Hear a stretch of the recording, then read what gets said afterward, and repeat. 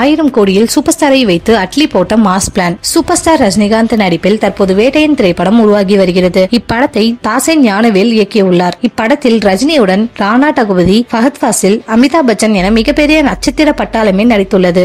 இப்படத்திற்கு அனிருத் இசையமைத்துள்ளார். இப்படம் வருகிற அக்டோபர் மாதம் ஆயுத பூஜை விடுமுறையில் திரைக்கு வர உள்ளது. அப்படத்தின் இறுதிக்கட்ட பணிகள் விறுவிறுப்பாக நடைபெற்று வருகிறது. இதையடுத்து லோகேஷ் கனகராஜ் இயக்கத்தில் உருவாக உள்ள கூலி திரைப்படத்தில் நடிக்க உள்ளார் ரஜினி. இப்படத்தை சன் பிக்சர்ஸ் நிறுவனம் தயாரிக்கிறது.